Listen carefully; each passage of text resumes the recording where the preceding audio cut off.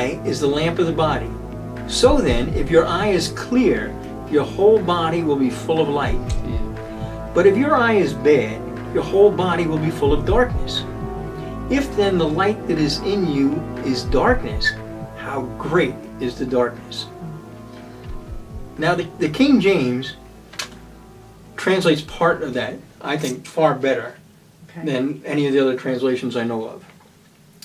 It says, I'm reading from the New American Standard, by the way, it says, if your eye is clear, right? Mm-hmm. The King James says, if your eye is single. Oh. But that's exactly what it says in Greek. And, you know, it's... Reminds me of the eye of the tiger.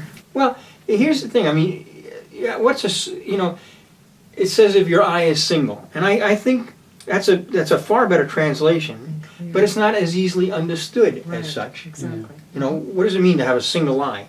Well, think about being single-minded. Yeah, I was thinking that. Right? Mm-hmm. It's about focus. Mm-hmm.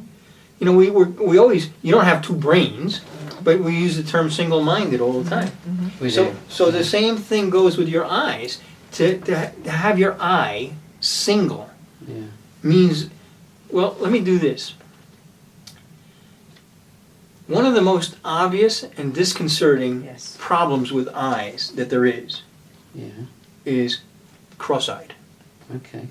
Now, I'm not saying it's the worst disease or worst deformity, but it's probably the most uncomfortable to be around. I'm sure. Yeah, it is, yeah. If you're looking at somebody's cross-eyed. Yes, it is. I mean, you don't know where, by the way, eye to look at. Yes, I'm sure that you know that I'm not saying this to speak of cross-eyed people, but if you are, pray to God, who is the healer of us all.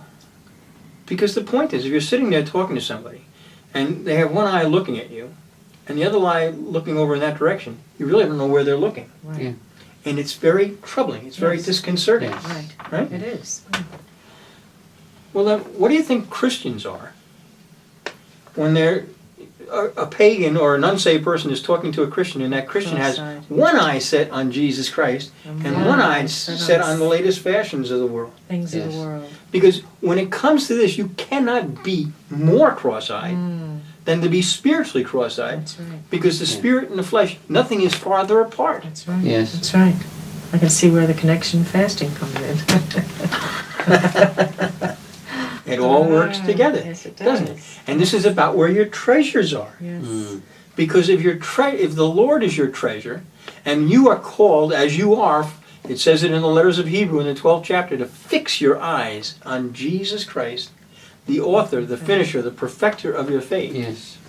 If He's your desire, and you have your eye fixed on Him, and He is your treasure, so now you can you can store up your treasure and fix your eye on your treasure. Guess what? Both your eyes are looking at the same thing. They're being focused. But if you're trying as a Christian to fix your eye on Jesus Christ, and at the same time you're treasuring this thing or that thing of the world, you're cross-eyed. Yes. There's a great song. I wrote this down.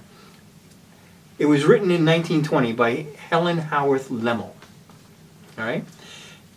Originally, this hymn was entitled The Heavenly Vision. Mm-hmm.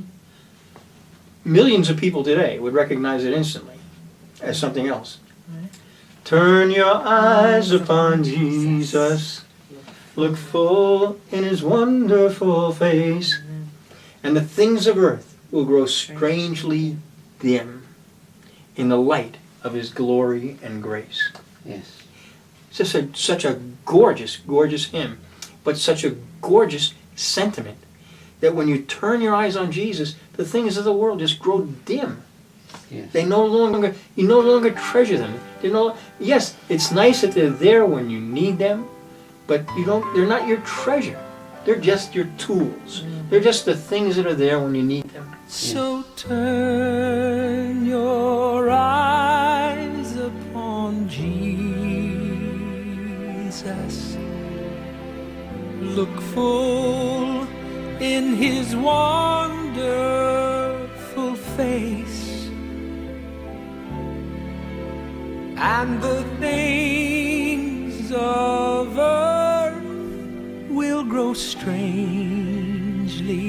dim in the light of of His glory and grace.